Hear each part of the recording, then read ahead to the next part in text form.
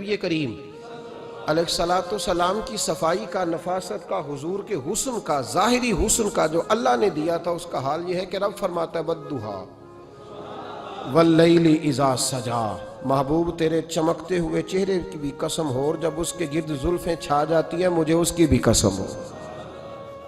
اور حضرت عبداللہ بن رواحہ نبی پاک کے صحابی ہیں، وہ فرماتے ہیں کہ حضور کوئی معجزہ نہ دکھاتے، نہ چاند توڑتے، نہ ڈوبا سورج موڑتے، نہ درختوں سے کلمہ پڑھواتے، کوئی معجزہ نہ دکھاتے، پھر بھی نبی پاک کا چہرہ اتنا خوبصورت تھا کہ لوگوں نے دیکھتے جانا تھا اور کلمہ پڑھتے جانا تھا۔ یہ حضور علیہ السلام کے ظاہری حسن کا حال تھا، لیکن اس کے باوجود اللہ کے محبوب آئینے کے سامنے کھڑے ہو کے کنگھی فرماتے تھے، تیل استعمال فرماتے تھے۔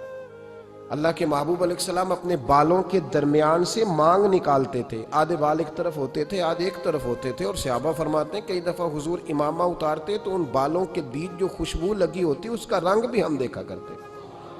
حضور صاف لباس پسند کرتے تھے۔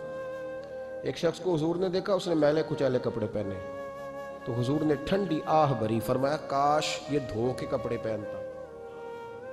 ایک شخص کو دیکھا بال بکھرے ہیں، کنگھی نہیں کی، تو حضور فرمانے لگے کاش یہ کنگھی کر لیتا۔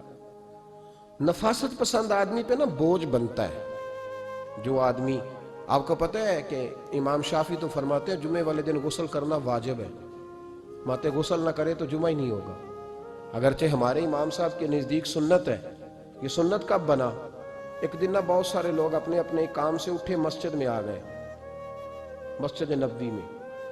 کوئی کسان تھا تو کھیت سے اٹھ کے آ گیا، کوئی مزدور تھا تو مزدوری سے اٹھ کے آ گیا۔ تو مسجد میں جب بہت سارے لوگ جمع ہوئے نا، تو بعض لوگوں کو دقت محسوس ہوئی، تو رسول کریم علیہ السلام نے فرمایا کتنا ہی اچھا ہو کہ تم جمعے والے دن نہا کے آیا کرو۔ بس وہ صحابہ کا مزاج ہمارے والا نہیں تھا کہ تفصیل بتائیں، حکمت بتائیں، ملے گا کیا، ثواب کتنا، نہ نہائیں تو گناہ، یہ کوئی نہیں۔ حضور نے کہا کہ نہا کے آؤ تو کتنا ہی اچھا ہے۔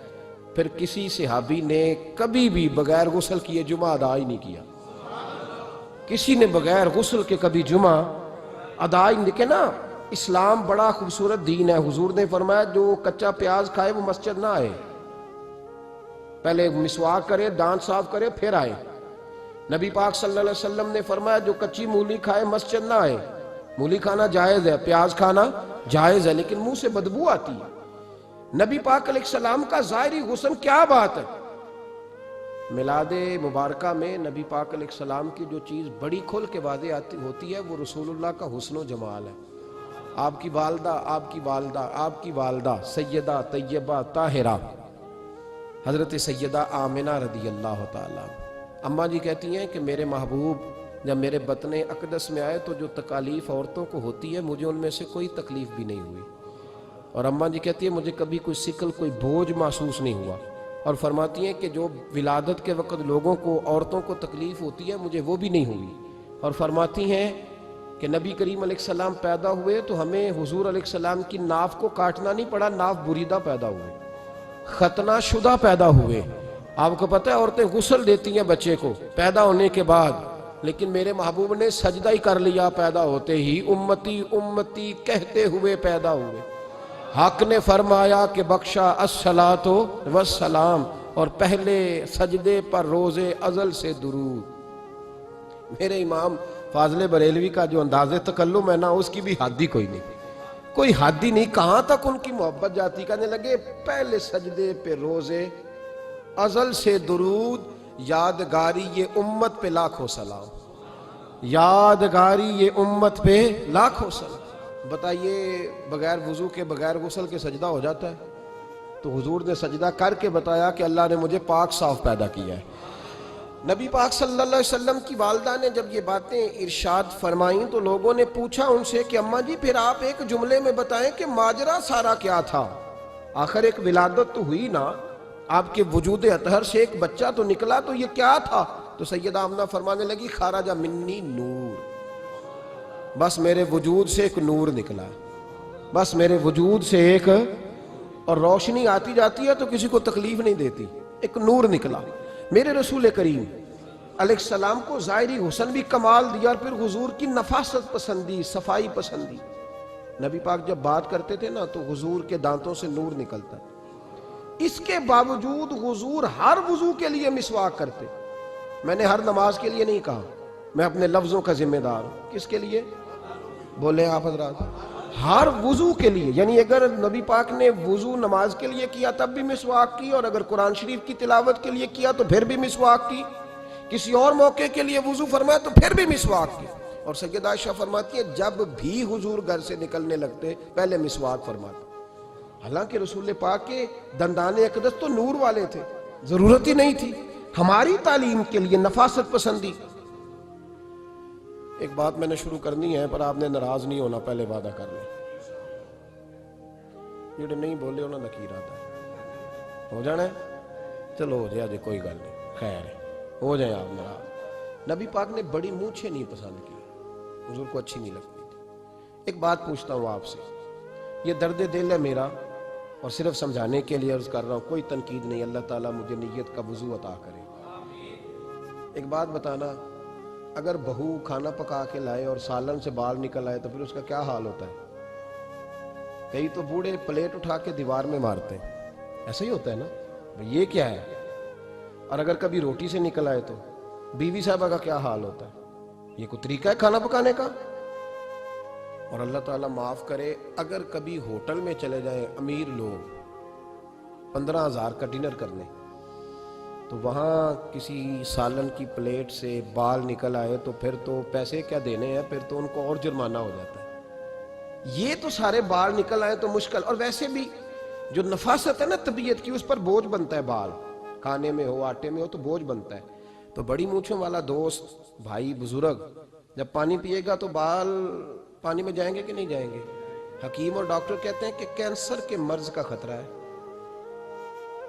اب باقی بھی راضی نہ ہوں، حضور نے بڑی مونچھیں بھی پسند نہیں کی اور چھوٹی داڑھی بھی پسند نہیں کی۔ حضور نے فرمایا داڑھیاں بڑھاؤ، مونچھوں کو پست کرو، مشرکین کی مخالفت کرو۔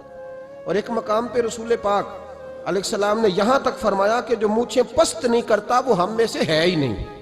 اتنے سخت لفظ۔ ایک صحابی تھے، آپ یقین کریں نا، کئی دفعہ دوستوں کو کہنا پڑتا ہے، اور کئی دفعہ نا مجھے محسوس ہوتا ہے کہ یار ہم روز ہی کہتے ہیں، لیکن کہتے پتہ کیوں ہے کہ بوجھ بنتا ہے وہ بندہ جو اس طرح کی تباہ کے ساتھ آتا ہے، جو حضور نے پسند نہیں کیا۔ ایک شخص نبی پاک کے سامنے آیا، قاضی عبدالدائم دائم صاحب نے لکھا ہے، بڑی خوبصورت بات لکھی ہے، کہنے لگے حضور کے سامنے وہ اکثر آیا کرتا تھا تو مونچھیں بڑی تھی، حالانکہ داڑھی بھی بڑی تھی، مونچھیں بھی بڑی تھی۔ 2-4 دفعہ حضور نے باتوں باتوں میں تات اللفظ سمجھایا۔ کچھ بندے نہیں سمجھتے، تات اللفظ سمجھاؤ یا بڑا کھول کھول کے سمجھاؤ پر بات سمجھنے کو تیار نہیں ہوتے۔ پتہ نہیں کیا ایسا حسن ہے بھئی، جو حسن نبی پاک نے پسند نہیں کیا وہ کبھی حسن ہو سکتا ہے، کبھی خوبصورتی ہو سکتی ہے، وہ کسی کا ذاتی کلچر تو ہو سکتا ہے پر دین کی تہذیب نہیں۔ نبی کریم علیہ السلام نے کئی دفعہ سمجھایا تو ان کی سمجھ میں بات نہ آئی۔ ایک دن وہ بیٹھے ہوئے تو حضور نے ایک صحابی سے فرمایا کینچی لاؤ۔ کہنے لگے میں سمجھ گیا کہ میرے ساتھ کچھ ہونے لگا ہے۔ ساتھ ہی حضور نے فرمایا ایک مسواک بھی لانا۔ کہنے لگے میں نے کہا بچت ہو گئی، میرے تو دانت صاف ہے۔ تو یہ شاید اس کی بات ہونے لگی ہے جس کے دانت بھی ٹھیک نہیں۔ دونوں چیزیں جب آ گئی نا تو حضور اٹھے اور نبی پاک نے مسواک ان کے ہونٹوں پہ رکھی، اسی سے آبی کی ہونٹوں کے اوپر مسواک رکھ کے تو اوپر سے حضور نے مونچھیں کاٹ دی۔ فرمایا یہ نہ ایسا کرو، یہ چیز مجھے پسند نہیں ہے۔ حضور نے نفاست پسندی کو، اب تو اللہ تعالیٰ خیر کرے ملانگ آ گئے مارکیٹ میں، ملانگ درویشی فقیری، اور ان کے پاس رش بھی زیادہ ہے، ان کے درباروں پہ بھی رش زیادہ ہے جی۔ کہتے ہیں حضرت صاحب درویش آدمی ہے، بھئی روٹی تو پورے ٹائم پہ کھاتا ہے، مونچھیں کٹوانے میں ہی درویش ہو گیا ہے، نہ بال کٹواتا ہے نہ مونچھیں کٹواتا ہے۔ یہ گرو نانک کی تعلیمات ہیں، یہ نبی پاک کی تعلیم نہیں۔ وجود کا کوئی بال نہ کٹوانا یہ سکھوں کا طریقہ ہے، مسلمانوں کا یہ انداز، یہ کدھر کی فقیری ہے؟ دین کوئی غلاظتوں والا ہے معاذ اللہ، کہ بابا کپڑے نہیں بدلتا، بابا غسل نہیں کرتا، بابا بال نہیں کٹواتا۔ بابا ہے پاگل ہے، قطعی طور پر کوئی فقیری نہیں۔ فقیری صرف وہ ہے جو میرے نبی نے کیا ہے صلی اللہ تعالی۔ اس منبر پر بیٹھنا فقیری ہے چونکہ حضور ہر جمعے بیٹھا کرتے تھے۔ مصلی پہ نماز پڑھانا فقیری ہے چونکہ حضور ہر جمعے ہر 5 نمازوں کی حضور امامت فرماتے۔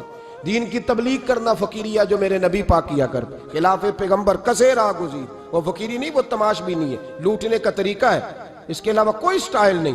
فقیری صرف وہ ہے جو رستہ میرے رسول پاک نے ہمیں عطا فرمایا، اس سے ہٹ کر کوئی فقر نہیں۔ میری بات کی سمجھ آ گئی آپ حضرات کو؟ نبی پاک علیہ السلام صاف لباس، اچھے کپڑے، اجلا انداز، اچھا جو بات جہاں میں لے کے جانا چاہ رہا ہوں اس کو سمجھیں. ایک آدمی ظاہری طور پر بڑا خوبصورت ہو پر کپڑے میلے کچیلے پہنے، وہ بھی بندہ اچھا نہیں لگتا. ظاہری بھی حسن ہو، کپڑے بھی اس کے صاف ہوں، لیکن بولے سخت، باتیں ترش کرے، تلخ جملے بولے، تو اس کی بھی ساری پرسنالٹی ڈیمیج ہو جاتی ہے، ختم. بڑا اچھا آدمی تھا، بڑا نورانی چہرہ تھا، بڑی خوبصورتی تھی، بڑا صاف ستھرا تھا، بڑا پاکیزہ تھا، کپڑے بھی بڑے خوشبو والے پہنے ہوئے تھے، بڑے صاف ستھرے لباس میں ملبوس تھا. لیکن جب اس نے بات شروع کی اور بزرگ تھا، سفید داڑھی تھی، معاذ اللہ تعالیٰ کسی بچے کو گالی دے دی، اچھا لگتا ہے؟ مجھے بتائیں اس کے پاس بیٹھنے کو دل چاہتا ہے؟ اس کی ساری پرسنالٹی جو ہوتی ہے وہ خراب ہو جاتی ہے، شخصیت کا جو ایک بھرم ہوتا ہے وہ ٹوٹ جاتا ہے.